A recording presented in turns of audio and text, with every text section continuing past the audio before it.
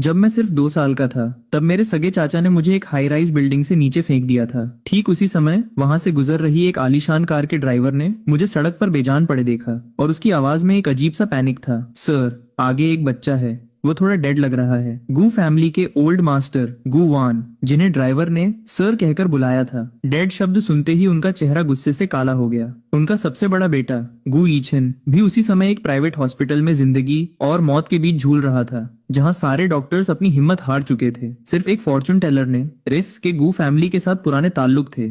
एक बात कही थी कि गू ईचन की किस्मत में एक बेटा लिखा है जो अपने साथ अपार गुड फॉर्चून लेकर आएगा, और अगर वो बेटा गू ईचन के साथ रहेगा तो ही गू ईचन के बचने का कोई चांस है। लेकिन उस फॉर्चून टेलर की बातों ने ओल्ड मास्टर गू को और ज्यादा चिड़चिड़ा बना दिया था। उनका बेटा हमेशा से एक सेलिब्रेट की तरह रहा था, जो न कभी मर्दों के करीब गया और न औरतों के, तो फिर उसका कोई बच्चा कैसे हो सकता था। इसी सोच के साथ ओल्ड मास्टर गू ने एक डार्क टोन में ऑर्डर दिया, तो उस बच्चे को तुरंत हॉस्पिटल भेजो, उसे मरने मत देना। ओल्ड मास्टर गू इस समय डेड शब्द से सख्त नफरत कर रहे थे। ड्राइवर फटाफट कार से उतरा और उसने मुझे बड़ी सावधानी से गोद में उठा लिया। मेरी पूरी बॉडी खून से लथपथ थी। वह ड्राइवर एक पूर्व सैनिक था और उसे थोड़ी मेडिकल नॉलेज थी, इसलिए उसने मुझे बहुत ध्यान से संभाला ताकि कोई सेकेंडरी इंजुरी न हो। सर, अगर आपको कोई प्रॉब्लम न हो तो मैं बच्चे को अभी आपके पास रख दूं। ओल्ड मास्टर गू ने हामी में सिर हिलाया और फिर उनकी नजर मुझ पर पड़ी। ये बच्चा बचपन में बिल्कुल यीचन जैसा दिखता है। मेरे गले में लटका हुआ जड़े पेंडांट भी उनकी नजरों से नहीं छुपा। उन्होंने एक कांपते हुए हाथ से उसे छूकर देखा। वाकई ये वही प्रोटेक्टिव जड़े था जो यीचन बचपन से पहनता आ रहा था। ओल्ड मास्टर गू ने एक बार उस जेड को देखा और फिर मेरे पीले पड़ चुके मासूम चेहरे को, जो मौत के करीब लग रहा था। उनका सिर जैसे फटने लगा। ओल्ड माँ, गाड़ी और तेज चलाओ, जल्दी हॉस्पिटल पहुंचो। ओल्ड मास्टर गू की लगातार हड़बड़ी के बीच ओल्ड माँ ने जोर से एक्सीलेटर दबाया और कार की स्पीड बढ़ा दी। रास्ते में ओल्ड मास्टर गू का बड़ा सा हाथ मेरे छोटे और गोल मटोल हाथ को थामे हुए कांप रहा था। उनके हमेशा रहने वाले सख्त और ठंडे चेहरे पर आज पहली बार ऐसा पैनिक दिखाई दे रहा था। बच्चे, तुम्हें हिम्मत रखनी होगी, तुम्हें कुछ नहीं होना चाहिए। जल्द ही कार गू फैमिली के खुद के बनाए प्राइवेट हॉस्पिटल पहुंच गई। डीन ने खुद अपनी पूरी टीम के साथ एंट्रेंस पर उनका वेलकम किया। ओल्ड मास्टर गू ने मुझे गोद में उठाया, जो पूरी तरह से टोमेटो जूस जैसी किसी चीज से कवर था, और कांपते हाथों से डीन को सौंप दिया। ट्रांसफर के ठीक उसी पल मेरे छोटे से गोल मटोल हाथ ने अचानक ओल्ड मास्टर गू को पकड़ लिया। अपनी आंखें बंद रखे हुए ही मैंने कमजोरी से अपना मुंह खोला, लेकिन मुंह से टोमेटो जूस बाहर आने से पहले मैं सिर्फ 2 आवाजें ही निकाल पाया। डीन ने तुरंत ऑर्डर दिया, इसे बचाओ, मुझे यह बच्चा हर कीमत पर जिंदा चाहिए। सर, हम अपनी पूरी कोशिश करेंगे। डीन मुझे लेकर अंदर की तरफ भागा। ओल्ड मास्टर गू इमरजेंसी रूम के बाहर बेंच पर बैठ गए और अपने हाथ को देखने लगे, जो टोमेटो जूस से सना हुआ था और जिस पर मेरे सिर के कुछ बाल चिपके हुए थे। उन्होंने कुछ सेकंड्स तक उन बालों को घूरा और फिर ऑर्डर दिया, इस बच्चे और आइकन का डीएनए रिलेशनशिप टेस्ट करो। चूंकि गू आइकन भी उसी हॉस्पिटल में एडमिट था, इसलिए उसका डीएनए हासिल करना बेहद आसान था। डीएनए टेस्ट शुरू करवाने के साथ ही ओल्ड मास्टर गू ने मेरी पहचान का पता लगाने के लिए पुलिस को भी कॉल घुमा दिया। गू फैमिली एक टॉप टियर अमीर और पावरफुल खानदान था। गू हुआयान का नाम ग्लोबल रिच लिस्ट में टॉप 3 से नीचे कभी नहीं गया था, और हांगकांग में गू फैमिली के थ्रू पे किया जाने वाला टैक्स हमेशा नंबर 1 पर रहता था। पुलिस ने उनके कॉल को बेहद सीरियसली लिया, इसलिए जब तक पुलिस हॉस्पिटल पहुंची, वे न सिर्फ मेरी सारी इंफॉर्मेशन निकाल चुके थे, बल्कि मेरी माँ फैंग युक्सवान का एड्रेस भी ट्रैक कर चुके थे। हालांकि जब वे उनके घर पहुंचे टिंग्स, तो वहां फैंग युक्सवान मौजूद नहीं थी। वह बीमार और बेहोश थी और उसे मेरा जालिम चाचा फैंग जिनिया अपने साथ कहीं उठा ले गया था। ओल्ड मास्टर गू हॉस्पिटल में ही रुके रहे और एक पल के लिए भी वहां से नहीं हिले। न जाने कितने समय के बाद मेरे पेटर्निटी टेस्ट के रिजल्ट सबसे पहले आए। सर, इस टेस्ट के अकॉर्डिंग ये बच्चा वाकई सेकंड यंग मास्टर का सगा बेटा है। इस रिजल्ट को सुनते ही ओल्ड मास्टर गू को अपनी पुरानी शंका पर पूरा यकीन हो गया। वाकई ये आइकेन का ही बच्चा है। मैं जानता था कि ये जितना ज्यादा मेरी आंखों के सामने आ रहा था, उतना ही जाना पहचाना लग रहा था। अपने इमोशंस को कंट्रोल करते हुए वे ऑपरेटिंग रूम के दरवाजे से सटकर मेरे बाहर आने का वेट करने लगे, और साथ ही उन्होंने अपने सबसे छोटे बेटे उक्शिंघा को कॉल मिलाया। ओल्ड मास्टर गू के टोटल 4 बच्चे थे। सबसे बड़ा बेटा कई साल पहले समुद्र में लापता हो गया था। दूसरा गू आइखिन था। तीसरी बेटी गू आइखिन था, जानवरों से बेहद प्यार करती थी और इस समय ट्रॉपिकल रेन फॉरेस्ट में ओरांगुटान पर एक डॉक्यूमेंट्री फिल्म कर रही थी। सबसे छोटा बेटा गू किंघा बचपन से ही बागी था और अपने दूसरे भाई के साथ उसकी कभी नहीं पटती थी। आजकल वो कोई ढंग का काम नहीं करता था, बस एंटरटेनमेंट इंडस्ट्री की किसी छोटी एक्ट्रेस के साथ उसके अफेयर की अफवाहें उड़ती रहती थीं। डैड, आपकी झूठ बोलने की स्किल बहुत बेकार है। मेरा दूसरा भाई एक एसेक्सुअल है, उसका कोई बच्चा कैसे हो सकता है? कम ऑन, मुझे बेवकूफ मत बनाओ। मुझे लगता है कि आप बस मुझे किसी तरह वापस बुलाने का जाल बुन रहे हैं। या तो आप मुझे ब्लाइंड डेट्स पर सेट करने वाले हैं या कोई दूसरा फालतू काम सौंपने वाले हैं। मैं आपको बता दूं, मैं वापस आने से बेहतर मरना पसंद करूंगा। मैं अब आपसे और बात नहीं कर रहा। रोयन का सीन खत्म हो गया है, मुझे उसे फ्लावर्स देने जाना है। लू रोयन वही छोटी स्टार थी जिसका गुचिंगा आजकल पीछा कर रहा था। गुचिंगा के बैकअप की वजह से वो अब सच में कोई छोटी मोटी स्टार नहीं रह गई थी। उसने हाल ही में बहुत तेजी से ग्रो किया था। गुचिंगा ने वन साइड कॉल कट कर दिया और ल्यू रुयान की तरफ बढ़ने लगा, लेकिन अभी उसने 2 कदम ही बढ़ाए थे कि उसका फोन फिर से बज उठा। इस बार ओल्ड मास्टर गू ने कॉल नहीं किया था, उन्होंने बस कुछ तस्वीरें भेजी थी। ओल्ड मास्टर गू ने जो फोटोज भेजी थी वे कार के अंदर ली गई थी। छोटा सा मैं पूरी तरह टोमेटो जूस से सना हुआ था। मेरा गोल मटोल चेहरा उससे बिगड़ा हुआ था, आंखें कसकर बंद थीं और मैं बिल्कुल बेजान दिख रहा था। गू चिंघा ने उन तस्वीरों को देखा, फिर डीएनए टेस्ट को देखा और फिर हॉस्पिटल का एड्रेस पढ़ा। उसके चेहरे की स्माइल पूरी तरह से गायब हो गई। उसने विदेश से स्पेशल फ्लाइट से मंगाए गए उन खूबसूरत फूलों के गुलदस्ते को वहीं जमीन पर फेंक दिया, पीछे मुड़ा और सेट से बाहर निकल गया। रुयान, यंग मास्टर गू को क्या हुआ? क्या वो गुस्से में है? वह गुस्से में है या नहीं, इससे मेरा कोई लेना देना नहीं है। हमें उन पर ध्यान देने की जरूरत नहीं है। असिस्टेंट एक पल के लिए स्पीचलेस हो गया। कभी कभी उसे समझ नहीं आता था कि लियू रुयान को गुचिंगा की वैल्यू क्यों समझ नहीं आती। वह अमीर था, हैंडसम था और सबसे बड़ी बात यह थी कि वह दिल से उसकी इज्जत करता था। फिर भी वह अपने करियर में उसकी पूरी हेल्प एक्सेप्ट करती थी। वह बातों से तो मना करती थी लेकिन एक्शन में सब कुछ ले लेती थी।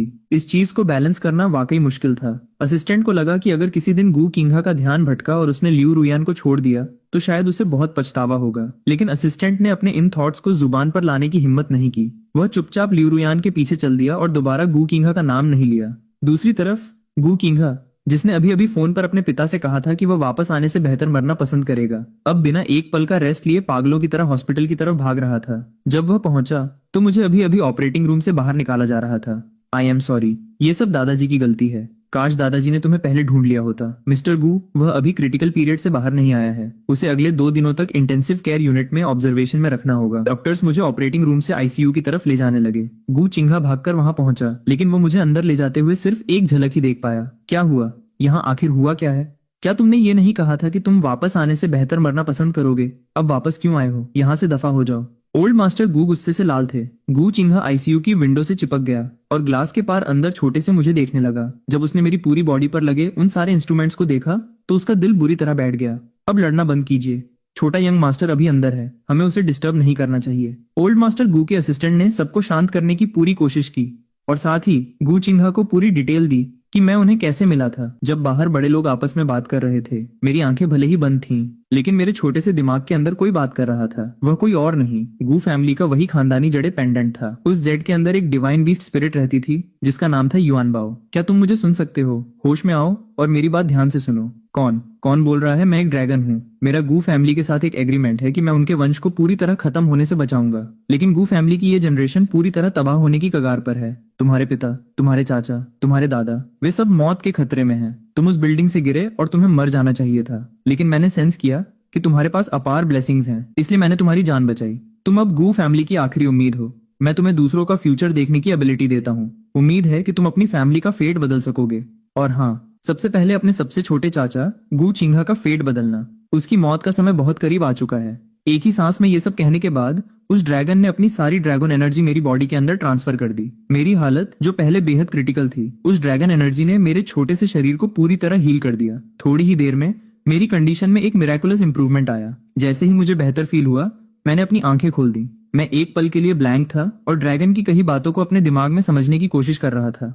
फिर कुछ सेकंड्स बाद मैंने अपना मुंह खोला और जोर जोर से रोना शुरू कर दिया। खिड़की के पास खड़े गू किंघा ने ओल्ड मास्टर गू के असिस्टेंट अंकल ली की पूरी बात सुन ली थी और वो फैंग यू स्वान को ढूंढने जाने का प्लान बना रहा था, जिसे फैंग जिन या उठा ले गया था। लेकिन निकलने से ठीक पहले उसने नोटिस किया कि मैं होश में आ चुका हूँ। डॉक्टर, मेरा बच्चा रो रहा है। डॉक्टर तुरंत अंदर भागा और उसने मुझ पर कई सारे चेकअप्स किए। गू किंघा बाहर खड़े होकर वेट करता रहा। अपने दूसरे भाई गू ई चैन के साथ उसके रिलेशन कभी अच्छे नहीं रहे थे। बचपन से ही जब भी ओल्ड मास्टर गू उसे कंट्रोल नहीं कर पाते थे, वे गुई चैन को उसे डांटने का जिम्मा सौंप देते थे। गु किंघा को लगता था कि गुई चैन के पनिशमेंट से जिंदा बच निकलना अपने आप में एक मिरेकल था। उसे अपने उस ठंडे और खूंखार दूसरे भाई के लिए कोई लगाव नहीं था, लेकिन इस बच्चे को पहली नजर में देखते ही उसे इससे प्यार हो गया था। मिस्टर गु, बच्चे की कंडीशन में अचानक बहुत बड़ा सुधार आया है। अब आप इसे एक रेगुलर वार्ड में शिफ्ट कर सकते हैं या फिर आप इसे घर ले जाकर इसकी केयर कर सकते हैं। इसे बस प्रॉपर रेस्ट की जरूरत है। डॉक्टर को गु फैमिली के रिसोर्सेज के बारे में अच्छे से पता था। अगर मैं तुरंत डिस्चार्ज भी हो जाता तो भी मुझे घर पर हॉस्पिटल से कम केयर नहीं मिलने वाली थी। जैसे ही डॉक्टर ने अपनी बात खत्म की, गु चिंघा ने कोई रिप्लाई देने की जहमत नहीं उठाई। वह अपने लंबे कदमों से सीधे मेरी तरफ बढ़ा। मैं होश में आने के बाद से चेकअप के दौरान लगातार रोए जा रहा था। बेबी, अच्छे बच्चे रोते नहीं, रोना बंद करो। मैं तुम्हारा छोटा चाचा हूँ। मेरा नाम गु शिंघा है। छोटे चाचा तुम्हारे पास ही हैं। मुझे पुचकारते हुए उसने मुझे संभालने के लिए अपना हाथ आगे बढ़ाया।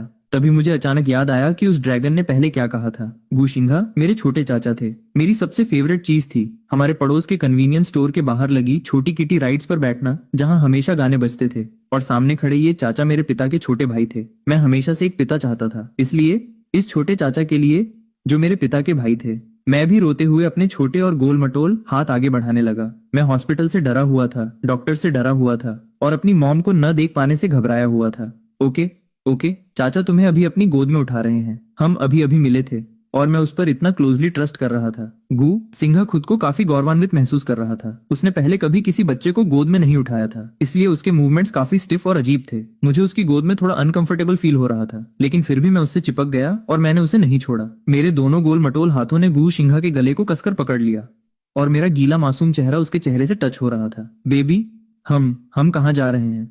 गु शिंघा का सिर पूरी तरह से चकरा रहा था। उसने मुझे बार बार ओगो कहते सुना, लेकिन वह समझ नहीं पा रहा था कि मेरा मतलब क्या है, क्योंकि मैं बहुत ज्यादा जिद कर रहा था और हॉस्पिटल में रुकने से साफ मना करते हुए अपनी मॉम को ढूंढने की रट लगाया था। गु शिंघा के पास ओल्ड मास्टर गु की तरफ देखने के अलावा कोई चॉइस नहीं थी। ओल्ड मास्टर ने पहले डॉक्टर से अपनी बात खत्म की, फिर एक फोन कॉल अटेंड किया। उसके बाद वे शांत कदमों से आगे बढ़े।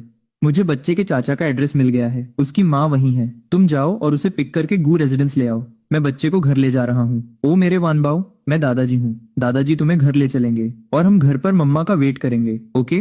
लेकिन मेरा सिर अभी पूरी तरह हील नहीं हुआ था, इसलिए जैसे ही मैंने अपना छोटा सा सिर हिलाया, मुझे एक तीखा दर्द महसूस हुआ और मेरा चेहरा पीला पड़ गया। दादाजी तुम्हें जबरदस्ती नहीं ले जाएंगे। दादाजी घर जाकर तुम्हारे लिए सारी चीजें रेडी करेंगे। अभी चाचा को तुम्हें मम्मा को पिक करने ले जाने दो और फिर हम सब साथ घर चलेंगे, ओके? मैंने सिर्फ अ पिकअप मम्मा शब्द पकड़े, इसलिए मैंने अपना छोटा सा सिर हामी में हिला दिया, ओके?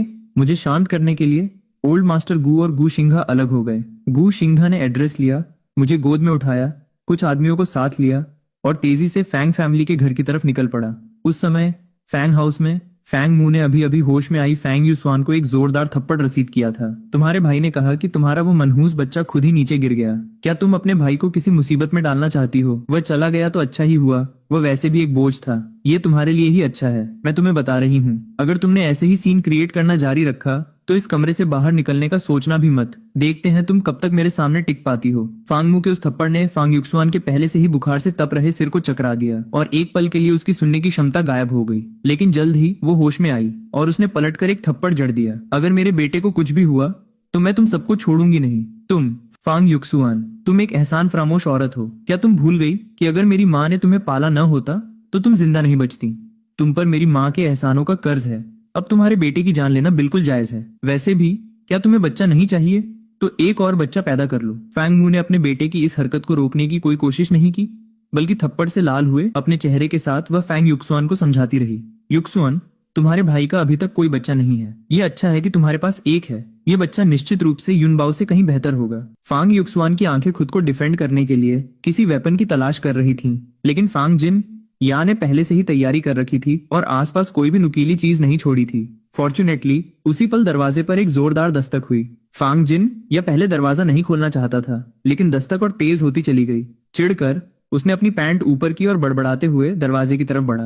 कौन मेरा मजा खराब कर रहा है? उसने जैसे ही दरवाजा खोला, अगले ही सेकंड उसने मुझे दरवाजे पर खड़ा पाया। फैंग जिन या का चेहरा पहचानते ही मैं एक पल के लिए जम गया और फिर एक होश के साथ मैंने अपना गोल मटोल चेहरा गु चेंघा के गले में छुपा लिया। बैड गाई, बैड गाय ने बेबी को फेंका। बैड गाय ने बेबी को बिल्डिंग से नीचे फेंका। गुचेंगा जानता था कि मैं 8वीं मंजिल से नीचे गिरा था, लेकिन वो ये नहीं जानता था कि मुझे इस इंसान ने फेंका था। अब उसे सच पता चल चुका था। एक हाथ से मेरे बॉटम को संभाले और दूसरे हाथ से मेरी बैक को सपोर्ट देते हुए उसने मुझे गोद में उठाना अच्छे से सीख लिया था। हालांकि वो फैंगजिन पर हाथ उठाने के लिए अपने हाथ फ्री नहीं कर सकता था, लेकिन ओल्ड मास्टर गू के अरेंज किए हुए आदमियों ने जैसे ही मेरा आरोप सुना, उनके चेहरे ठंडे पड़ गए और उन्होंने एक जोरदार किक मारी। अगले ही सेकंड फैंगजिन हवा में उड़ता हुआ दूर जा गिरा। जमीन पर पड़े दर्द से कराहते हुए फैंगजिन को देखते हुए गूचेंगा मुझे गोद में लिए चौखट पार कर अंदर आ गया। फैंग युक्शुआन कहाँ है? हालांकि गूचेंगा फैंग जिन या को और सबक सिखाना चाहता था, लेकिन पहली प्रायोरिटी फैंग युक्शुआन को ढूंढना था। जब फैंग जिन या ने सुना कि वे फैंग युक्शुआन को ढूंढ रहे हैं, तो उसने तुरंत अस्यूम कर लिया कि गूचेंगा एंटरटेनमेंट इंडस्ट्री का कोई शुगर डैडी है।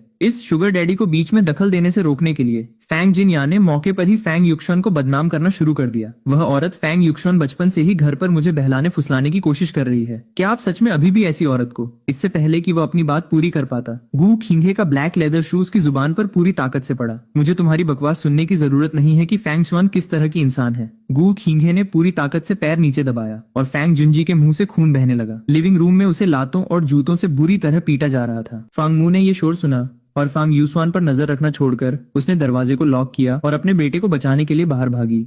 तुम लोग कौन हो? तुम क्या करने की कोशिश कर रहे हो? मेरे बेटे को छोड़ो। मैं अभी पुलिस को बुला रही हूँ। पुलिस को बुला रही हो? तुम्हें परेशान होने की जरूरत नहीं है, वे किसी भी मिनट यहाँ पहुंचने वाले हैं। फैंग मू का चेहरा पीला पड़ गया। उसकी धमकी सिर्फ उन्हें डराने के लिए थी, लेकिन सामने वाले लोग वाकई सीरियस थे। हालांकि जल्द ही उसकी नजर गू चिंग की गोद में मुझ पर पड़ी। मुझे जिंदा देखकर उसने सोचा, अच्छा है, कम से कम ये बच्चा मरा नहीं।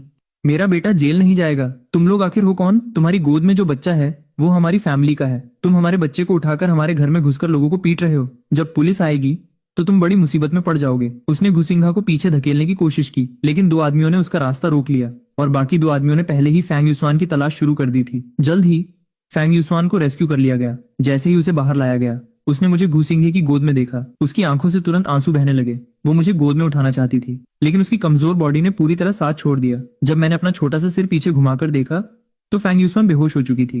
यंग मास्टर, मिस फैंग बीमार हैं, उन्हें तेज बुखार है, उन्हें वापस ले चलिए। मम्मा मम्मा मम्मा, वेट, तुम्हारी मम्मा बीमार हैं और वे अभी तुम्हें गोद में नहीं उठा सकती। चलो पहले उन्हें डॉक्टर को दिखाते हैं, ओके? जब गू किंगा मुझे शांत कर रहा था, तभी पुलिस वहां पहुंच गई। लीड ऑफिसर असल में गू किंगे का बचपन का दोस्त ही था। गू किंगा ने मुझे गोद में थामे हुए पूरी सिचुएशन एक्सप्लेन की और वे तुरंत माँ बेटे को अपने साथ ले गए। गू फैमिली की लीगल टीम फैंग जुनजी को इतनी आसानी से छोड़ने वाली नहीं थी। उसके बाद गू किंगा मुझे और फैंग यूसुआन को लेकर गू फैमिली के विला वापस आ गया। विला में डॉक्टर्स और नर्सिंग स्टाफ पहले से ही रेडी थे। वे मेरे लिए अरेंज किए गए थे, लेकिन अब उनका यूज मेरी मम्मा के लिए किया जा सकता था। रास्ते में मैंने अपनी मम्मा का हाथ थाम रखा था और मेरा छोटा सा चेहरा उनके चेहरे से सटा हुआ था। गू किंगा ने इस बड़ी और छोटी जोड़ी को देखा और उसे वाकई समझ नहीं आ रहा था कि उसका अपना दूसरा भाई इतना क्रूर कैसे हो सकता है कि उसने हमें बाहर बेसहारा छोड़ दिया। गू किंगा मन ही मन अपने भाई को कोस रहा था, लेकिन वह अभी ये नहीं जानता था कि आज के बाद से उसका भाई भी हॉस्पिटल में नहीं रहेगा। मुझे मेरे पिता के साथ रखने के लिए ओल्ड मास्टर गू ने गू ई चैन को भी घर वापस बुला लिया था। स्वीटी, हम घर पहुंच गए हैं। अब से यह तुम्हारा और तुम्हारी मम्मा का घर है।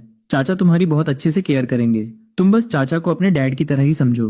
गू चेंगा ने बड़े उत्साह के साथ ये बात कही, लेकिन ठीक उसी समय उसका भाई हॉस्पिटल से वापस लाया गया। ओह, क्या कोई इंसिडेंस है? तुम्हारे जिंदा बायोलॉजिकल फादर भी वापस आ चुके हैं। ये सुनकर कि मेरे बायोलॉजिकल फादर आ चुके हैं, मैंने अपना सिर घुमाकर देखना भी जरूरी नहीं समझा। मैं इस समय सिर्फ अपनी मम्मा को देखना चाहता था। गू चेंगा दोनों हाथों से मुझे थामे हुए अभी भी दूर खड़े गू ई चेन को घूर रहा था। गू चेंगा बाहर एक ऐसा यंग मास्टर था जिससे पंगा लेने की कोई हिम्मत नहीं करता था, लेकिन गू ई चेन के सामने वह बस एक भीगी बिल्ली की तरह था जिसे बचपन से ही लाते पड़ती आई थी। जब गू चेंगा अभी भी पीछे हटने की कोशिश कर रहा था, मैंने, जिसकी आंखों में सिर्फ मम्मा थी, बॉडीगार्ड अंकल लोगों से बात की। अंकल लोग, प्लीज धीरे से, मुझे डर लग रहा है। कार से उतारते समय मेरी मम्मा को चोट मत लगने देना। मेरी निगरानी में फैंग यूसुआन को उनके कमरे में ले जाया गया और प्राइवेट डॉक्टर ने उनका ट्रीटमेंट शुरू किया। मैंने दादाजी को भी दोबारा देखा। ओल्ड मास्टर गू आगे बढ़े और उन्होंने मुझे गू चेंगा की गोद से ले लिया। स्वीटी, मम्मा अंदर जा रही हैं। जब उनका ट्रीटमेंट खत्म हो जाएगा और वे रेस्ट कर लेंगी तो वे बिल्कुल ठीक हो जाएंगी। अब उनके लिए परेशान मत हो। फांग यूसुआन का चेकअप कंप्लीट हो चुका था और असिस्टेंट रिपोर्ट देने बाहर आया। मिस फांग लंबे समय से ओवरवर्क की वजह से कमजोरी और डेफिशिएंसी से जूझ रही हैं। साथ ही अचानक आए बुखार का सही समय पर ट्रीटमेंट नहीं हुआ, जिसकी वजह से हालत इतनी बिगड़ गई।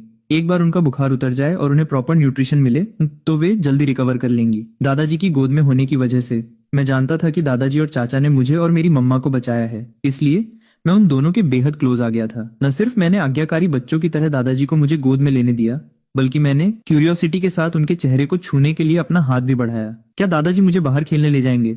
जब मैं और मेरी मम्मा बाहर जाते थे तो मैंने कम्युनिटी स्क्वायर में कई दादा दादी को अपनी उम्र के बच्चों के साथ खेलते देखा था, इसलिए मैं जानना चाहता था कि क्या दादाजी भी मुझे फ्यूचर में बाहर खेलने ले जाएंगे। और ओल्ड मास्टर गू ने मेरे छोटे और सॉफ्ट हाथ को फील किया और उनका सख्त चेहरा पूरी तरह से पिघल गया।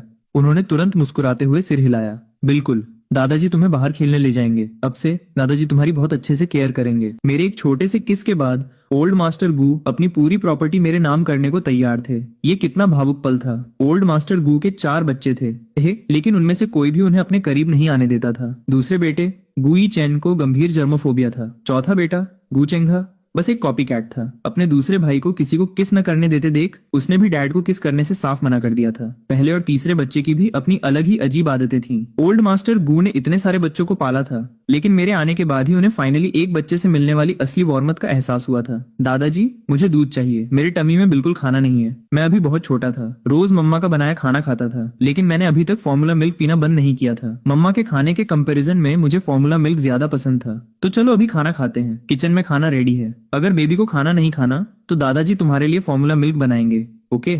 मेरे गोल मटोल चेहरे पर थोड़ा कंफ्यूजन था क्योंकि मेरा खाना खाने का बिल्कुल मन नहीं था, लेकिन चूंकि दादाजी मुझे इतने प्यार से मना रहे थे इसलिए मैंने उन्हें थोड़ी इज्जत देने का डिसीजन लिया। जल्द ही हम डाइनिंग रूम की तरफ बढ़ गए। डैड, बच्चे की माँ अभी काफी मुश्किल सिचुएशन में है। उन्हें ऑनलाइन बुरी तरह ड्रैग किया जा रहा है। बाई फैमिली की तीसरी बेटी जो एंटरटेनमेंट इंडस्ट्री में है दावा कर रही है कि बच्चे की माँ ने उसका बॉयफ्रेंड चुराया है।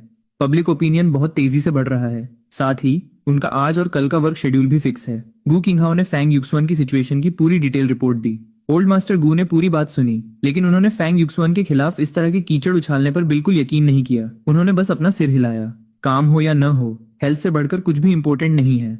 हम काम के बारे में युक्सुअन के रिकवर होने के बाद बात करेंगे। जब गू किंगहा ने अपनी रिपोर्ट खत्म की तो ओल्ड मास्टर गू खड़े हो गए। यह देखकर कि मैं घर पर पूरी तरह से रिलैक्स था, उन्होंने मुझे गोद में उठाया और बगल के कमरे में गू यीचेन को देखने के लिए मुझे पुचकारने लगे। स्वीटी, देखो, ये तुम्हारे डैडी हैं। ये बीमार हैं और अभी तक होश में नहीं आए हैं। अगर हमारा बेबी डैडी के साथ थोड़ा और टाइम स्पेंड करेगा तो शायद डैडी होश में आ जाएं। इसी के साथ ओल्ड मास्टर गू ने मुझे गू यीचेन के बेड पर लिटा दिया। बेड पर लेटे गू यीचेन का वो बेहद हैंडसम चेहरा आंखें बंद होने के बावजूद एक ऐसा ठंडा ऑरा रिफ्लेक्ट कर रहा था जो लोगों को खुद से दूर रखता था।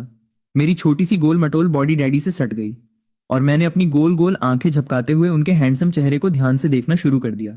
ओल्ड मास्टर गू पिता और बेटे को इस तरह साथ देखकर पूरी तरह भावुक हो गए। अभी ओल्ड मास्टर गू सोच ही रहे थे कि ये नजारा बिल्कुल परफेक्ट है कि अगले ही सेकंड मेरे छोटे से गोल मटोल हाथ ने एक जोरदार आवाज के साथ डैडी के चेहरे पर एक थप्पड़ जड़ दिया। बैड डैडी, डैडी को बेबी नहीं चाहिए। मेरे इस अचानक थप्पड़ ने ओल्ड मास्टर गू को हैरान कर दिया। स्वीटी, तुमने डैडी को क्यों मारा? डैडी को बेबी नहीं चाहिए। मैं छोटा हूँ, बेवकूफ नहीं। जब मैं बाहर खेलने जाता हूँ तो बाकी सब बच्चों के पास डैडी होते हैं, लेकिन मेरे पास नहीं है। मैं एक ऐसा छोटा सा क्यूटी हूँ जिसे कोई डैडी नहीं चाहता। ओल्ड मास्टर गू का दिल ये अजीब सी एक्सप्लेनेशन सुनकर बुरी तरह बैठ गया। क्या हमारा एनबाओ एक ऐसा बच्चा है जिसे उसके डैडी नहीं चाहते? स्वीटी, जब डैडी होश में आएंगे तो दादाजी उनसे पूछेंगे कि आखिर क्या हुआ था। डैडी तुम्हें कभी नहीं छोड़ेंगे।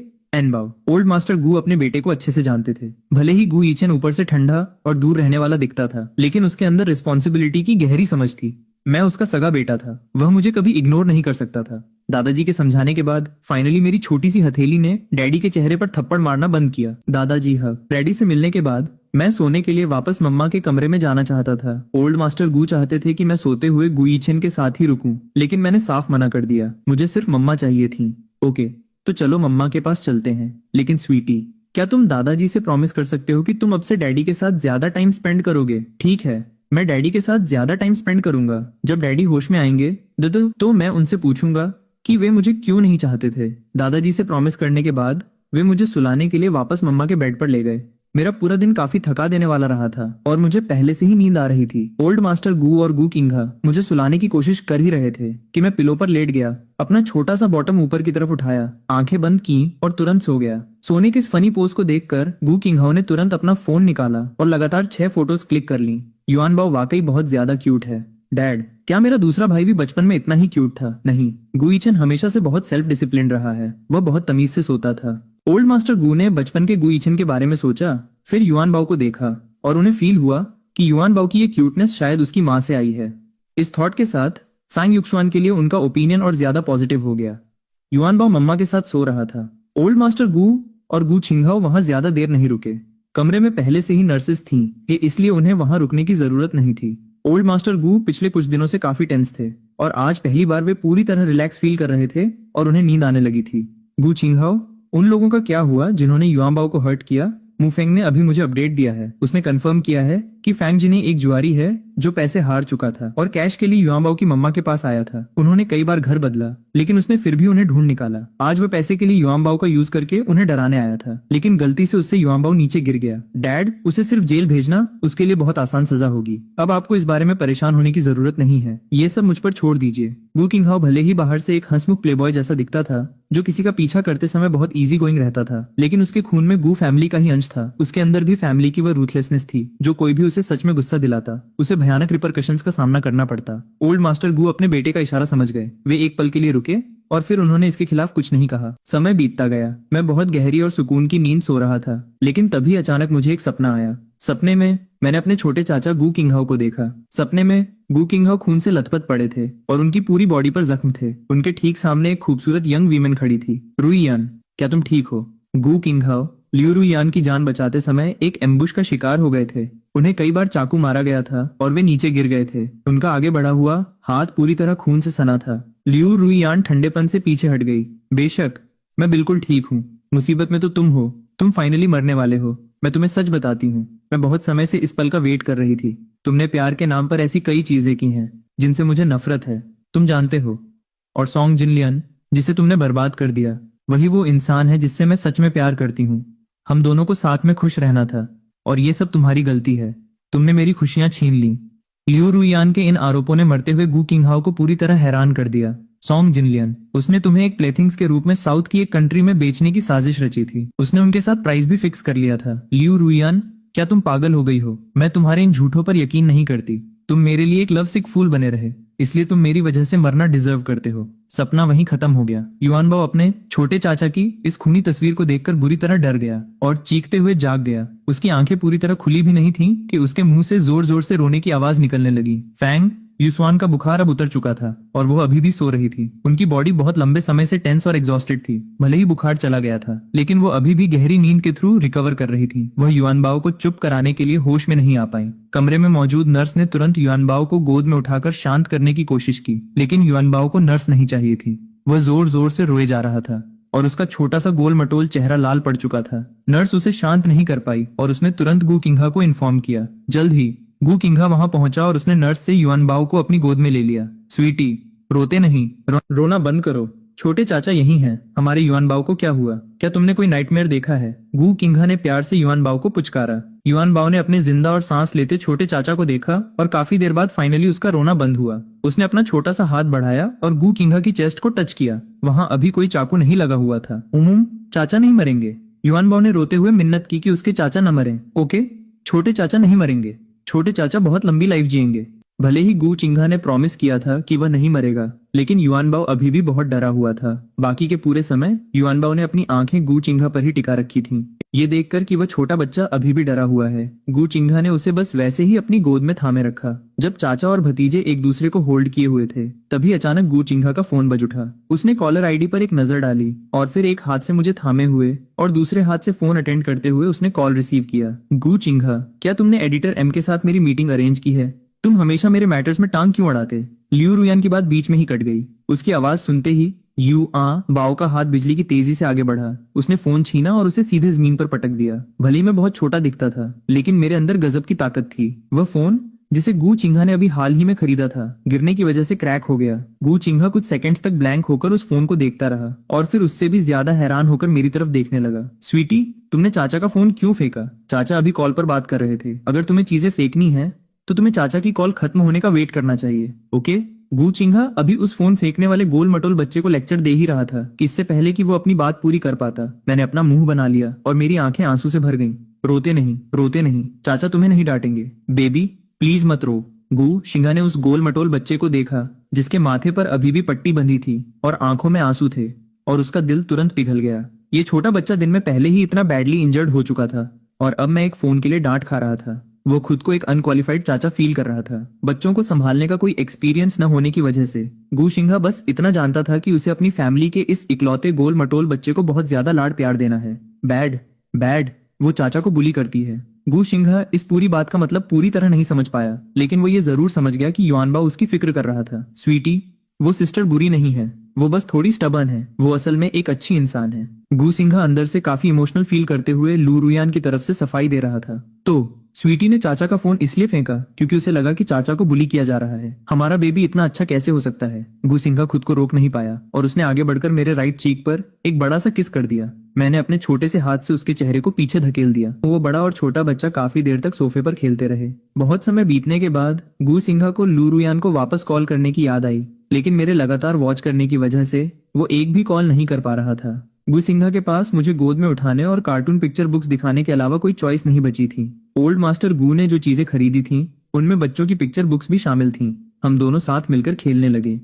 मुझे याद आया कि मैंने दादाजी से क्या प्रॉमिस किया था, इसलिए थोड़ी देर खेलने के बाद मैं फर्श से उठा और डगमगाते कदमों से गु ईछेन के कमरे की तरफ चल दिया। डैडी अभी तक होश में नहीं आए थे। दादाजी ने देखा कि मेरा छोटा सा गोल मटोल हाथ एक बार फिर डैडी के चेहरे पर थप्पड़ मारने के लिए आगे बढ़ रहा है। गु शिंघा ने मुझे हाथ आगे बढ़ाते देखा और तुरंत पीछे खींच लिया। तुम्हारी हिम्मत कैसे हुई उन्हें छूने की? गु शिंघा को याद आया कि जब वो छोटा था तो उसने गु ईछेन के माथे पर एक टॉय गन टिका दी थी और डिमांड की थी कि गु ईछेन उसके लिए गाना गाए। गु ईछेन ने शुरू में उसे इग्नोर किया, लेकिन उस समय उसने हिम्मत दिखाई और टॉय गन को गु ईछेन के माथे पर जोर से मार दिया। उसका माथा तुरंत लाल हो गया था और जल्द ही गु ईछेन की वजह से उसका खुद का बॉटम भी लाल हो गया था। अपने बचपन के उन सारे पनिशमेंट्स को याद करते हुए गु ईछेन अच्छे से जानता था कि उसके भाई के पास दिल नहीं है। उसे बच्चे बिल्कुल पसंद नहीं थे। भले ही युआनबाओ बहुत एडोरेबल था, लेकिन उसका वो पत्थर दिल भाई शायद इसकी परवाह न करे। इसलिए युआनबाओ की सेफ्टी के लिए गु ईछेन की हिम्मत नहीं हुई कि वह मुझे उसे ज्यादा परेशान करने दे। बेबी चलो चले, तुमने उन्हें देख लिया, अब चलो कहीं और खेलते हैं। गु शिंघा मेरे साथ तब तक खेलता रहा जब तक कि पूरी तरह से अंधेरा नहीं हो गया, और उसके बाद ही ओल्ड मास्टर गु सोकर उठे। मैं दादाजी को बहुत पसंद करता था और जैसे ही मैंने उन्हें जागते हुए देखा, मैंने तुरंत अपने छोटे गोल मटोल हाथ उनकी तरफ बढ़ा दिए ताकि वे मुझे गोद में ले लें। ओल्ड मास्टर गु इतना जोर से हंसे कि उनकी आंखों के आसपास की झुर्रियां और गहरी हो गईं।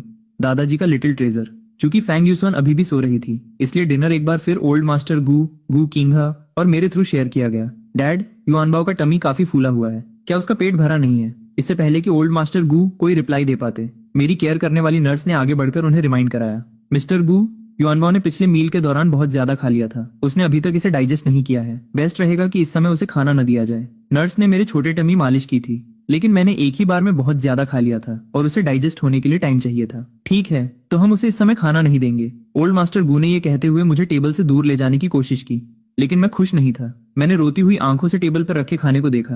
खाना खाना है, खाना खाना है। मैंने फाइनली इतने अच्छे खाने का टेस्ट चख लिया था। अब मेरा फेवरेट फार्मूला मिल्क भी मुझे उतना अट्रैक्टिव नहीं लग रहा था। मुझे सॉलिड फूड खाना था। स्वीटी, हम कल खाएंगे। हालांकि उन्होंने मुझे डाइजेशन में हेल्प करने के लिए कुछ हॉथॉर्न स्लाइसेस दे दिए। वे खट्टे मीठे थे और उन्हें चबाते हुए मैंने आखिरकार जिद करना बंद कर दिया। लगातार 2 दिनों तक मैं रिकवर होने के लिए घर पर ही रुका रहा। फैंग यूशुआन भी पूरे 1 दिन और रात तक गु रेजिडेंस में सोती रही। युआनबाओ आवाज सुनते ही मैं अपने छोटे हाथों में खिलौने पकड़े हुए अंदर की तरफ भागा। मम्मा, वह छोटा बच्चा अपनी माँ की गोद में कसकर सिमट गया। मम्मा, युआनबाओ, क्या तुम ठीक हो? मुझे तुम्हें देखने दो। युआनबाओ, आई एम सॉरी, ये सब मम्मा की गलती है। मम्मा ने तुम्हारी रक्षा नहीं की। मम्मा प्लीज मत रो, बेबी बिल्कुल ठीक है। दादाजी ने बहुत सारे खिलौने खरीदे हैं और चाचा मेरे साथ खेलते हैं। वो युआनबाओ को ओल्ड मास्टर गु से मिलाने ले गई। जब वो उनसे मिलने जा रही थी तो उसका दिल एंजाइटी और डर से भरा हुआ था। उसे डर था कि ओल्ड मास्टर गु युआनबाओ को उससे छीन लेंगे, लेकिन ओल्ड मास्टर गु ने पहले उसे कंफर्ट फील कराया। डरो मत, मैं तुम्हें युआनबाओ से अलग नहीं करूंगा। तुम्हारे लिए उसे अकेले पालना बहुत इनकन्वीनियंट है। अब से तुम और युआनबाओ यहीं रह सकते हो। इस तरह मैं भी उसके साथ ज्यादा टाइम स्पेंड कर पाऊंगा। तुम्हारा क्या सोचना है? चूंकि ओल्ड मास्टर गु ने ऐसा कहा था, फैंग यूसुआन, जो काफी सरप्राइज थी, उसने तुरंत हामी में सिर हिलाया। ठीक है, मैं आपको रेंट पे कर दूंगी। फैंग यूसुआन जानती थी कि युआनबाओ गु फैमिली का मेंबर है और वो उन्हें उसकी केयर करने से नहीं रोक सकती थी, लेकिन उसका खुद का गु फैमिली से कोई कनेक्शन नहीं था, इसलिए वो यहाँ फ्री में नहीं रह सकती थी। तुम युआनबाओ की माँ हो और तुम भी हमारी गु फैमिली का हिस्सा हो। फ्यूचर में ऐसी पराई बातें मत करना। ओल्ड मास्टर गु बाहर वालों के साथ उतने फ्रेंडली नहीं रहते थे, लेकिन वे फैंग यूसुआन के साथ काफी जेंटल थे। उन्होंने उससे गु चेन की कंडीशन के बारे में बात की और बातचीत खत्म होने तक फैंग यूसुआन का मूड अब पहले जितना टेंस नहीं रह गया था। फैंग यूसुआन गु रेजिडेंस में सेटल हो गई और युआनबाओ की केयर करने के लिए कोई न कोई हमेशा रेडी रहता था। ये देखकर कि युआनबाओ की अच्छे से केयर की जा रही है, फैंग यूसुआन वापस अपने काम पर लौट गई। उसने अपनी कंपनी से कांटेक्ट किया और जैसा कि उम्मीद थी, उसे बहुत बुरी डांट पड़ी। फैंग यूसुआन, क्या तुम पिछले कुछ दिनों से मर चुकी थी? तुम पहले से ही स्टेट में हो। मैंने तुम्हें काम दिया है और तुम्हें ग्रेटफुल होना चाहिए, और तुम मुझ पर ऐसे गायब होने का नाटक कर रही हो। ब्रदर ली, मैं बीमार थी। मैं 2 दिनों तक अनकॉन्शियस थी। फैंग यूसवान ने अपनी आवाज धीमी करते हुए अपनी सिचुएशन एक्सप्लेन करने की कोशिश की। चुप रहो, बहाने बनाना बंद करो। मैंने तुम्हारे लिए एक इवेंट अरेंज किया है, स्टारलाइट गाला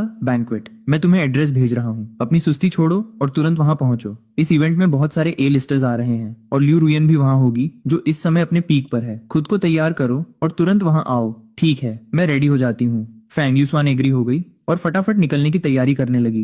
गु चेंगा उसी समय दरवाजे के पास से गुजर रहा था और उसने गलती से उसकी फोन कॉल सुन ली। उसने अपनी भौहें सिकाड़ी। उसकी आवाज सुनकर ऐसा बिल्कुल नहीं लग रहा था कि वह काम पर जा रही है। ऐसा लग रहा था कि उसे बुली किया जाने वाला है। वह जितना ज्यादा इस बारे में सोच रहा था, उतना ही अनकंफर्टेबल फील कर रहा था। इसलिए फैंग यूसवान के निकलने के बाद उसने भी अपने कपड़े बदले और स्टारलाइट गाला को चेक करने के लिए रेडी हो गया। उस गाला का होस्ट कोई ऐसा इंसान था जिसे गु चेंगा अच्छे से जानता था। उसे अंदर जाने के लिए किसी इनविटेशन की जरूरत नहीं थी। चाचा, होल्ड करो। मैं भागकर आया और उसके पैर पर बैठ गया। मेरे छोटे से बॉटम ने गु चेंगा के पैर को पूरी तरह दबा दिया ताकि वह बाहर न जा सके। युआन बाओ, अच्छे बच्चे बनो। चाचा को बाहर कुछ जरूरी काम है। तुम यहीं रुको और दादाजी के साथ खेलो, ओके? चाचा वापस आते समय तुम्हारे लिए स्नैक्स लेकर आएंगे। मैंने एक रैटल की तरह अपना छोटा सा सिर हिलाया और गु चेंगा के पैर को कसकर पकड़ लिया। अपना गोल मटोल चीक उससे सटा दिया। बेबी को ले चलो, बेबी को बाहर ले चलो। युआन बाओ को बाहर जाना बहुत पसंद था। दादाजी के घर पर 2 दिन बिताने के बाद मैं थोड़ा बोर हो रहा था। भले ही दादाजी का घर बहुत बड़ा था और खिलौनों और किड्स प्ले फैसिलिटीज से भरा पड़ा था, लेकिन वहाँ खेलने के लिए कोई दूसरा बच्चा नहीं था। मैं थोड़ा लोनली फील कर रहा था। स्वीटी, चाचा गाला में जा रहे हैं, वहाँ कोई मजा नहीं आएगा। युआन बाओ सबसे ओबीडियंट बच्चा है ना?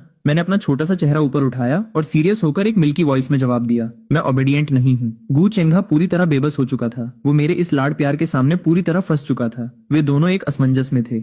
मैंने अपने छोटे से बॉटम से गु चेंगा को पूरी तरह पिन कर रखा था और पीछे हटने का कोई साइन नहीं दिखा रहा था। काफी देर बाद गु चेंगा ने फाइनली एक ठंडी सांस ली। ठीक है, ठीक है, चाचा तुम्हें थोड़ी हवा खिलाने बाहर ले चलेंगे। दोपहर में डॉक्टर ने मेरी बॉडी चेक की थी और कहा था कि मैं बहुत अच्छे से रिकवर कर रहा हूँ। ये देखकर कि मैं अच्छी शेप में हूँ, गु चेंगा नीचे झुका और उसने मुझे गोद में उठा लिया। बेबी, हम जहाँ जा रहे हैं वहाँ बहुत सारे लोग होंगे। अगर तुम्हें डर लगे तो मुझे बताना और मैं तुम्हें घर वापस ले आऊंगा, ओके? साथ ही अगर तुम मम्मा को देखो तो उनसे मिलने की जिद मत करना, वे काम कर रही हैं। गु चेंगा ने इवेंट से पहले ही युआन बाओ के साथ एक समझौता कर लिया था। युआन बाओ ने आज्ञाकारी बच्चों की तरह अपना छोटा सा सिर हिलाया। वह काफी सीरियस दिख रहा था। वह बड़ा और छोटा बच्चा बाहर निकल गए। ओल्ड मास्टर गु को शुरू में थोड़ा संकोच था। वे अभी मुझे बाहर भेजने के पक्ष में नहीं थे।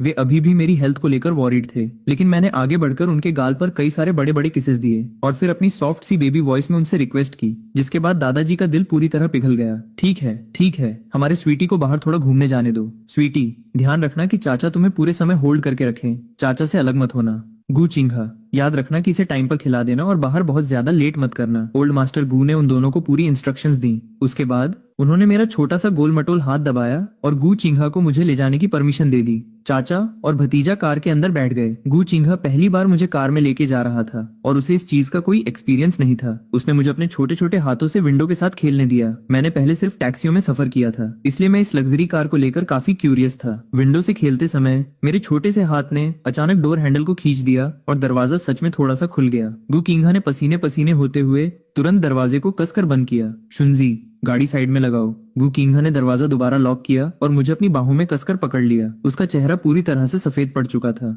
ड्राइवर, शुनजी ने ऑर्डर सुना और बिना ये समझे कि क्या हुआ है, उसने स्पीड स्लो की और रोड साइड कार रोक दी। यंग मास्टर, क्या हुआ? युआन बाओ ने दरवाजा खोल दिया था। शुनजी भी पूरी तरह शॉक्ड रह गया। मुझे रियलाइज ही नहीं हुआ कि मैंने कितनी भयानक चीज कर दी थी। शुनजी को अपनी तरफ देखते पाकर मैंने अपनी आंखें छोटी की और उसे देखकर मुस्कुराने लगा। शुनजी का चेहरा भी पूरी तरह पीला पड़ चुका था। अगर मैं सच में कार से बाहर गिर जाता तो उसे लगा कि वो भी खुद को जिंदा नहीं रख पाता। वो भी यंग मास्टर के साथ ही अपनी जान दे देता। दोनों बड़े लोग बुरी तरह डरे हुए थे। वे दोनों कुछ देर तक कार में बैठे रहे ताकि खुद को शांत कर सकें और उसके बाद ही गाड़ी आगे बढ़ी। इस बार शुनजी ने सबसे पहले चाइल्ड सेफ्टी लॉक्स लगा दिए। युआन बाओ, जब भी तुम कार में सफर करो तुम्हें कार का दरवाजा बिल्कुल नहीं छूना है, समझे? ये बहुत ज्यादा डेंजरस है। इसी बीच फैंग युक्सवान गाला में पहुंच चुकी थी। वहां आने के बाद उसे पता चला कि उसके एजेंट ब्रदर ली ने जिस उभरती हुई स्टार लू रुयान का जिक्र किया था, उसके अलावा वहां एक और फीमेल स्टार भी थी जिसका नाम था बाई निंगबिंग। ये बाई निंगबिंग अमीर बाई फैमिली की तीसरी बेटी थी।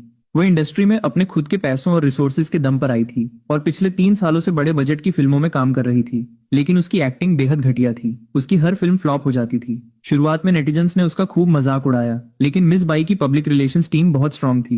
मजाक उड़ने के कुछ समय बाद उन्होंने मार्केटिंग का फोकस बदलकर उसे एक अमीर खानदान की वारिस वेल्दी हेiress के रूप में प्रोजेक्ट करना शुरू कर दिया और ये नैरेटिव सेट किया कि उसके खुद के पैसे से बनने वाली फिल्में इंडस्ट्री में लोगों के लिए जॉब के नए मौके पैदा कर रही हैं। इस मार्केटिंग के बाद नेटिजन्स का एटीट्यूड काफी बदल गया। उसकी पीआर टीम ने उसकी लव लाइफ को भी खूब भुनाया। ये दिखाया गया कि वो और अमीर शन फैमिली के सेकंड यंग मास्टर बचपन के दोस्त चाइल्डहुड स्वीट हार्ट्स हैं और उनकी सगाई हो चुकी है। वो अक्सर सेट पर उससे मिलने आता था और उसे महंगी ज्वेलरी गिफ्ट करता था। इस लव स्टोरी को देखने वाले नेटिजन्स यही कहते थे कि अमीरों के बीच भी सच्चा प्यार होता है और सेकंड यंग मास्टर एक बेहद डोटिंग हस्बैंड है। लेकिन इस लव स्टोरी की मार्केटिंग का दांव उल्टा पड़ गया। सेकंड यंग मास्टर को पर्सनली कई बार फैंग युक्सुआन को फूल भेजते हुए स्पॉट किया गया। हालांकि फैंग युक्सुआन ने उन्हें कभी एक्सेप्ट नहीं किया था। फिर भी मिस बाई ने पब्लिकली एक अटैक किया और फैंग युक्सुआन पर आरोप लगाया कि वह सेकंड यंग मास्टर को बहला फुसला रही है और एक थर्ड पार्टी बनने की कोशिश कर रही है। फंग युक्सुन की कंपनी ने उसका नाम साफ करने में कोई दिलचस्पी नहीं दिखाई और उसकी खुद की सफाइयां किसी काम नहीं आई। वह इस समय ऑनलाइन बुरी तरह साइबर बुली की जा रही थी। हालांकि उसने इस बारे में ओल्ड मास्टर गू या गू किंग को कुछ नहीं बताया था।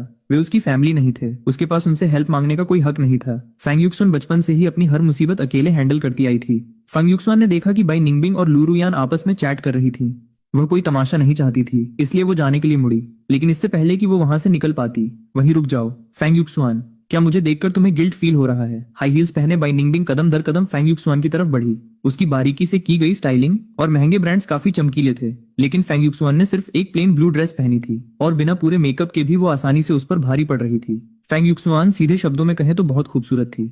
उसके फीचर्स बेहद तीखे और डेलिकेट थे। पलकें नेचुरल लंबी और कर्ल थीं और उसका छोटा सा चेहरा एकदम परफेक्ट और 3 डायमेंशनल था। वह जहां भी खड़ी होती, राहगीरों की नजरें अपने आप उसकी तरफ खींची चली आती थीं। तुम बिल्कुल एक विक्सन की तरह दिखती हो। कोई ताज्जुब नहीं कि तुम बहलाने फुसलाने में इतनी माहिर हो, लेकिन तुम्हें अपने टारगेट सोच समझकर चुनने चाहिए। मेरी यानी बाई निंगबिंग का मंगेतर कोई ऐसा इंसान नहीं है जिसे तुम छू सको। इस आरोप के साथ ही बाई निंगबिंग ने उसे थप्पड़ मारने के लिए अपना हाथ उठाया। मिस बाई, आप कह रही हैं कि मैंने आपके मंगेतर को बहलाया है। क्या आपके पास इसका कोई सबूत है? वो थप्पड़ कभी चेहरे पर पड़ा ही नहीं। फैंग युक्सुआन ने उसकी कलाई को मजबूती से पकड़ लिया था। भले ही वो देखने में डेलिकेट और पतली लगती थी, लेकिन अपने गोल मटोल भारी बच्चे को रोज गोद में उठाने की वजह से उसके हाथों में अच्छी खासी ताकत आ चुकी थी। क्या तुम पागल हो? तुम्हारी हिम्मत कैसे हुई मुझे चोट पहुंचाने की? मैं तुम्हें बता रही हूँ, तुम खत्म हो चुकी हो। मैं तुम्हें छोड़ूंगी नहीं। मिस बाई, जिस पल से आपने मुझे बदनाम करना शुरू किया है, आपने मुझे कभी छोड़ा ही नहीं है ना? हाल ही में फैंग युक्सुआन को काम पर अनफेयर ट्रीटमेंट, साइबर बुलिंग और डॉक्सिंग का सामना करना पड़ा था और ये सब बाई निंगबिंग ने ही करवाया था। फंग युक्सुआन के पास बाई निंगबिंग से लड़ने के लिए बड़ा पैसा या पावर नहीं थी, लेकिन जब बात चेहरे पर थप्पड़ खाने की आई तो वो इतनी कमजोर नहीं थी कि चुपचाप खड़ी रहकर मार खा लेती। ये देखकर कि दोनों के बीच बात हाथापाई तक पहुंचने वाली है और बाई निंगबिंग कमजोर पड़ रही है, ल्यू रुयान, जो बाई निंगबिंग के काफी करीब थी, उसने अपनी भौहें सिकाड़ी और बीच में दखल दिया। मिस फेंग, प्लीज निंगबिंग को छोड़ दो। निंगबिंग बस गुस्से में है। वह और सेकंड यंग मास्टर शेन शादी करने वाले थे और अब तुम उनके बीच आ गई हो। कोई भी इंसान होता तो अपसेट हो जाता। तुम्हारी किस आंख ने मुझे सेकंड यंग मास्टर शेन के साथ इन्वॉल्व होते देखा है? फैंग युक्सुआन ने ल्यू रुयान पर एक ठंडी नजर डालते हुए भी बाई निंगबिंग की कलाई पर अपनी पकड़ ढीली नहीं की। ल्यू रुयान एक पल के लिए हिचकिचाई। उसने फैंग युक्सुआन और सेकंड यंग मास्टर शेन का वो वीडियो देखा था जिसमें असल में वो खुद फैंग युक्सुआन को परेशान करता हुआ दिख रहा था। अगर तुमने उसे नहीं बहलाया तो वो तुम्हारे पीछे इतना पागल क्यों है? ल्यू रुयान ने पलट कर कहा। इस बात पर फैंग युक्सुआन हंस पड़ी। ल्यू रुयान, अगर इसी लॉजिक से चलें तो क्या तुम भी गुचिंघा को बहला फुसला रही हो? ल्यू रुयान स्पीचलेस हो गई। उसका चेहरा लाल पड़ गया और वो फैंग युक्सुन का हाथ बाई निंगबिंग की कलाई से हटाने की कोशिश करने लगी। उनकी इस खींचतान ने वहां मौजूद बहुत से लोगों का ध्यान खींच लिया था। ठीक उसी समय मैं भी वहां पहुंच गया और जैसे अपनी मम्मा के साथ कोई साइकिक कनेक्शन हो, मैंने उन्हें तुरंत स्पॉट कर लिया। चाचा, मम्मा, मैंने अपने छोटे से गोल मटोल हाथ से उनकी तरफ इशारा किया। गू चिंघा ने वहां मचे हंगमे को देखा और बड़े बड़े कदम बढ़ाते हुए मुझे गोद में लेकर तेजी से आगे बढ़ा। फोर्थ यंग मास्टर, आप यहाँ हैं। फोर्थ यंग मास्टर, हमें बेहद अफसोस है। ये हमारी लापरवाही थी कि मिस ल्यू। इवेंट के कुछ लोगों ने गू किंघा को पहचान लिया था और वे एक करके उससे बात करने के लिए आगे आने लगे। गू किंघा ने उन सबको पूरी तरह इग्नोर किया और सीधे फ्रंट में पहुंच गया। भले ही फैंग युक्सुआन और बाकी लड़कियों को अलग कर दिया गया था, लेकिन बाई निंगबिंग और ल्यू रुयान दोनों अपनी कलाई पकड़े हुए ऐसे रिएक्ट कर रही थीं जैसे वे बहुत दर्द में हों। गू किंघा को वहां आते देख ल्यू रुयान ने अपने होठों को चबाया। गू किंघा ने पूरे 2 दिनों से उससे कोई कांटेक्ट नहीं किया था। गाला से पहले उसका एजेंट बुरी तरह घबराया हुआ था। वो लगातार चक्कर काट रहा था और बड़बड़ा रहा था। रुयान, गू किंघा सच में तुम्हें छोड़ने तो नहीं वाला है ना? उसने कभी इतने लंबे समय तक तुमसे दूरी नहीं बनाई। क्या तुमने फिर से उससे कोई कड़वी बात कह दी? गू किंघा सोने की चम्मच लेकर पैदा हुआ एक यंग मास्टर है। उसके पास पैसा भी है और पावर भी। तुम जानती भी हो कि कितने लोग उससे चिपकने के बहाने ढूंढते हैं। ये बहुत रेयर है कि तुम उसे पसंद न करने के बावजूद वह तुम्हारे पीछे पागल है। तुम लगातार उसे ऐसे स्नब स्नब नहीं कर सकती। उन शब्दों ने लू रुयन के चेहरे के एक्सप्रेशंस को बहुत खराब कर दिया।